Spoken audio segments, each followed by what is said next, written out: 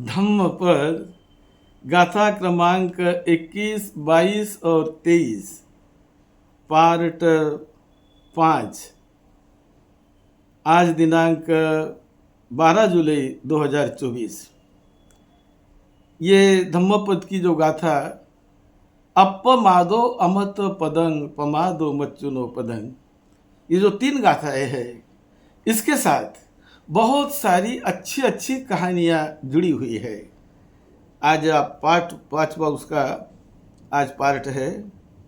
पिछले एपिसोड में हमने देखा कि घोषक देवपुत्र ने जो देवता लोक से मनुष्य लोक में जन्म लिया और एक नगर श्रेष्ठी बनना था उसे, लेकिन वहाँ के जो पहले नगर श्रेष्ठी थे, उन्होंने उन्हें 7 बार मारने का प्रयत्न किया।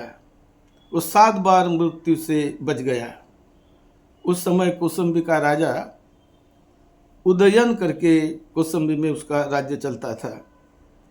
तो इस प्रकार घोषक नगर श्रेष्ठी बन गया। अब उसी समय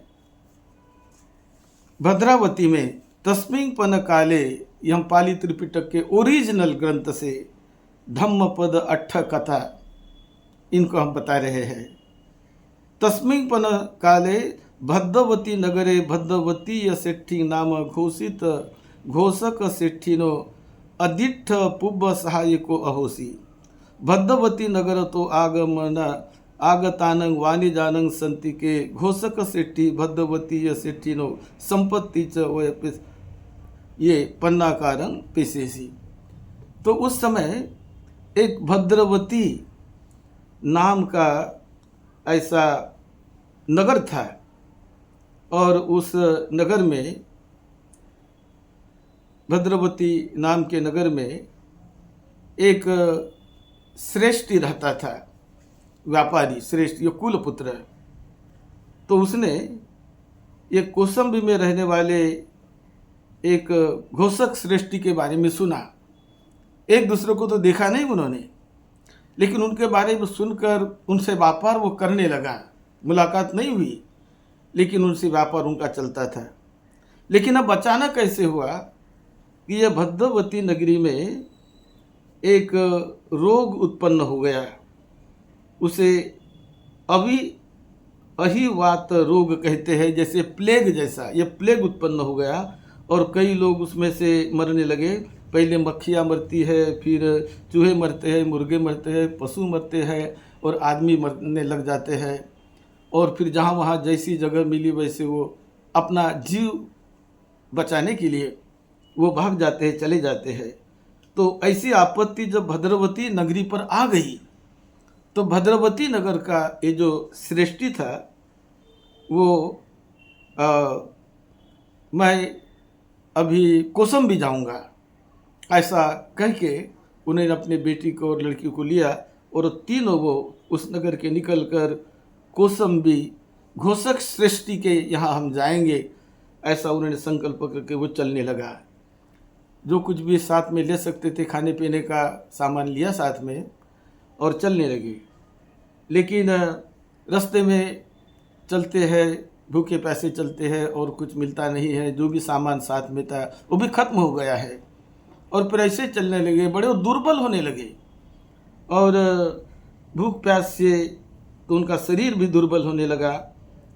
ऐसे करते करते कौसंबी नगर के एक गांव तक वो पहुंच गए, एक शहर तक। और वहाँ पर उन्होंने देखा कि वहाँ पर एक धर्मशाला लगी गई थी। जो भी लोग बाहर से आते हैं उनके लिए धर्मशाला में वो रहे और वहाँ रहकर वहाँ पर एक धर्मशाला में राजा ने सभी के भोजन की व्यवस्था की थी। जो भी जहाँ से आया, कोई यहाँ पर भूखा ना सोए, सभी को भोजन दिया जाए। तो इस प्रकार के उदयन राजा ने सभी के भोजन की व्यवस्था की थी। तो धर्मशाला में ये श्रेष्ठी अपने बेटी के साथ और पत्नी के साथ जाकर उस रात में रुके और रुक कर सुबह जब उन्होंने देखा कि धर्मशाला में भोजन शुरू हो गया है, तो उनके बेटी को कहा कि बेटी तू जाओ और तू हमारे लिए ले आओ, हम तो बड़े दुर्बल हो गए, हम नहीं चल सकते, तुम जाओ। तो ये सामवती नाम की उनकी जो बेटी थी, तो वो सुबह धर्मशाला में जहाँ भिक्षा दी जाती थी, भोजन दिया जाता था, वहाँ पर वो गई। पिता ने कहा था कि देखो, बड़े घरों पर भी विपत्ति आने पर ऐसा होता है, तो ये तो चलता है, इसलिए तुम जाओ। उसने कभी भिक्षा नहीं मांगी, लेकिन आज वो जाकर भिक्षा मांगने के कतार में खड़ी हो गई। लज्जा बहुत लग रही थी कि क्या करें, लेकिन पिताजी को भी देना है, मुझे भी खाना है, हम भूखे हैं, इसलिए किसी तरह वो एक कतार में खड़ी रही। खड़े रहते समय उन्होंने कहा कि वहाँ का जो कौटुंबिक था, जो भोजन की व्यवस्था सबको बांटता था, तो उसने कहा कि मुझे 3 लोगों का भोजन चाहिए। तो उसने 3 लोगों का भोजन उसको दे दिया।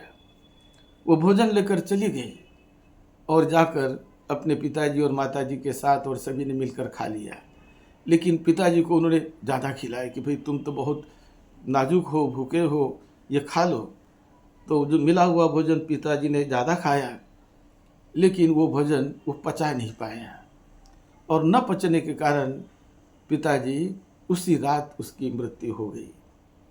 अब ये माता और लड़की दोनों रोने लगे, लेकिन मृत्यु हो गई, अब क्या करें।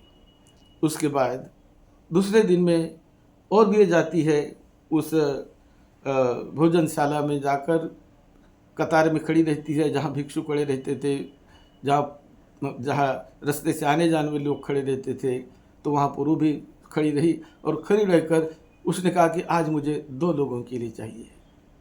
तो उसने 2 लोगों के लिए भोजन दे दिया। आई वो, और घर में आकर अपने माता को रोना धोना तो उनका था ही। पिताजी चले गए तो माता को उन्होंने खिलाया, स्वयं भी उसने खाया। माता भी इस भोजन को आज वो पचा नहीं सकी, और उस रात उसके माता की भी मृत्यु हो गई। अब अकेली लड़की, पिताजी चले गए, माताजी भी चली गई, बड़ी रोई, दुखी हुई, व्यथित हुई, और उसके बाद अब क्या करें। जब सुबह समय आया तो भोजन के कतार में जाकर सुबह भी लगी, और जब कतार में लगती है तो कतार में लगते समय उन्होंने आज केवल एक ही भोजन दो, ऐसा कहा। एक भोजन मांगा तो जो भोजन बांटने वाला था उसने पहचान लिया था कि 3 दिन तक आ रही है। पहले 3 का मांगा, बाद में 2 का मांगा, आज 1 का मांग रही है, तो ये झूठी है, ये कैसी क्यों ऐसा करती है। ऐसा करके उसने उन्हें डांटा। उसने कहा, उन्होंने, अरे तुम झूठी हो, तुम ऐसा करती हो, परसों तुम 3 लोगों का ले गई, बाद में 2 लोगों का ले गई, आज अकेले का मांग रही हो, क्यों ऐसा करती हो।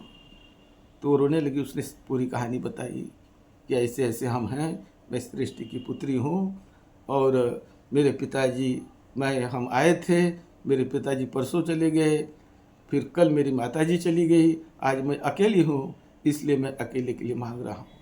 तो ये सारी कहानी सुनकर वो कौटुंबिक जो बांटने वाला था, भोजन बांटने वाला, बड़ा दुखित हुआ। वो जानता था कि ये तो उस सृष्टि की लड़की है जिसके साथ हमारा जो घोषक सृष्टि, इनकी अच्छी मित्रता थी, व्यापार अच्छा था, उसकी ये लड़की है। ऐसा जब उसको पता चला तो बहुत रोया, वो बहुत दुखी हुआ, और दुखी होने के बाद उसने कहा कि बेटी तुम चिंता मत करो, अब तुम मेरे बेटी जैसी हो, मैं तुम्हें बेटी जैसे संभालूंगा।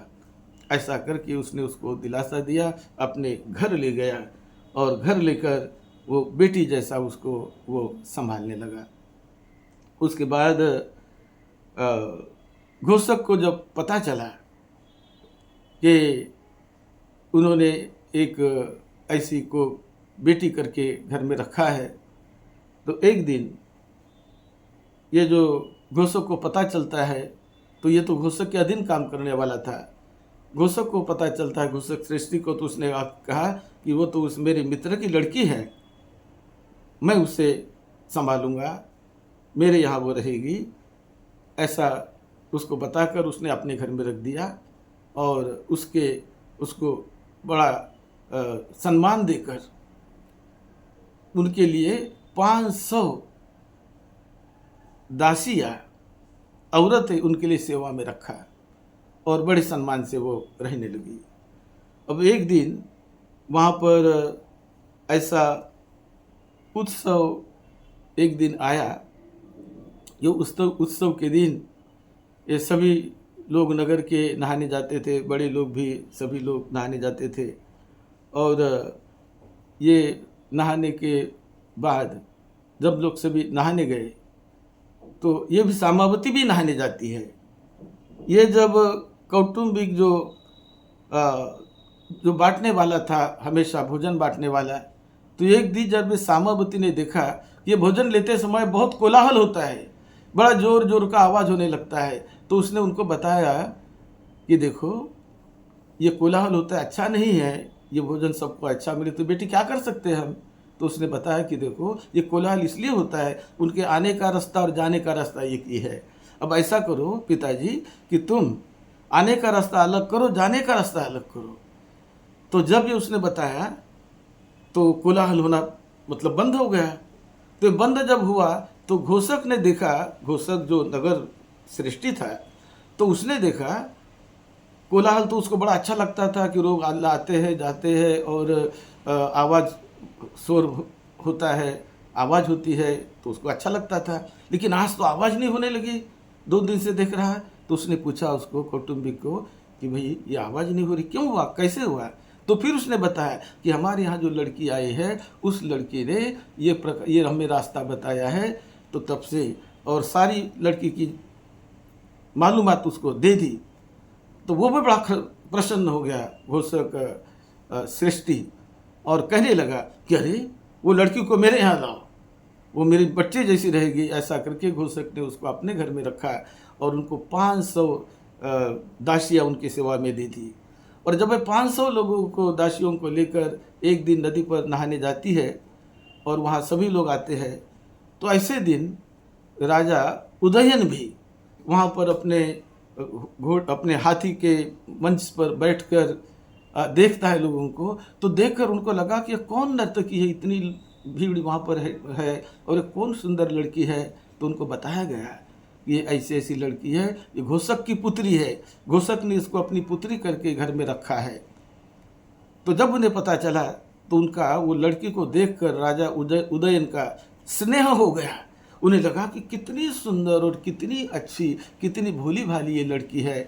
तो ऐसा जब उसको स्नेह हो गया तो उसने घोषक को संदेश भेज दिया कि उस लड़की को तुम कल मेरे यहाँ भेज दो। ऐसा संदेश राजा उदयन ने भेज दिया। तो उदयन ने संदेश भेजने के बाद घोषक कहता है कि नहीं, मैं लड़की को ऐसे नहीं भेजूंगा, चाहे तुम मुझे कुछ भी दंड दे दो मैं नहीं भेजूंगा।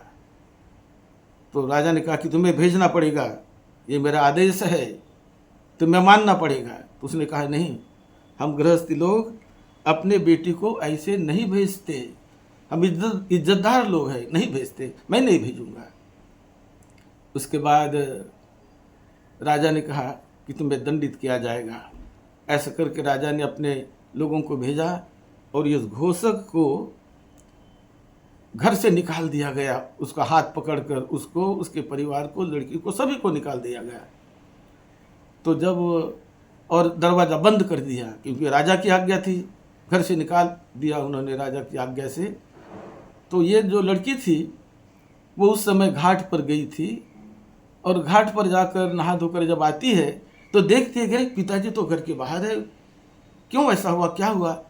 तो पिताजी ने कहानी बता दिया कि देखो राजा ने ऐसा संदेश भेजा था और मैंने मना किया कि लड़की को हम नहीं भेजेंगे। तो ये सामवती बड़ी प्रसन्नता से बोलती कि पिताजी तुम ऐसा क्यों करते हो, क्यों किया ऐसा आपने। तुम ऐसा करो कि उनको बोलो कि लड़की को ले जाना है तो सम्मान से उसे ले जाओ, सम्मान से चले आओ, मैं सम्मान से लड़की को दे दूंगा, हम ऐसे नहीं भेजते। लेकिन सम्मान से यदि तुम आओगे और उनको मांगोगे तो हम दे देंगे। तो उसने वही संदेश ये घोषक ने राजा को भेज दिया है। और जब राजा को पता चला कि ऐसी बात है तो चलो सम्मान से उस लड़की को हम लाएंगे। ऐसा करके सम्मान से वो आए और सम्मान से आकर उन्होंने लड़की का हाथ मांगा और फिर राजा को जो सामवती ये बड़े सम्मान से उनको दे गई। राजा उदयन ने सामावती से शादी की और वो बड़ी सुंदर थी, एक पुण्यवान थी। तो पुण्य का कैसा बल होता है, इतने दिक्कतों से परेशानियों से जाकर भी जो पुण्य कभी खिलता है, उभर आता है, तो बहुत बहुत कल्याण करता है। तो ये उसका पुण्य था, पुण्य बल था सामावती का, कि आज वो राजा की रानी बन गई है। और इतनी सुंदर होने के कारण उसे राजा ने पटरानी करके, अग्ररानी करके उसका उन्हें दर्जा दिया। और इस प्रकार सामावती, ये सामावती की कहानी ऐसे है। अब उसकी कहानी आगे भी चलेगी, हम अगले एपिसोड में और बताएंगे। आप सबका मंगल हो।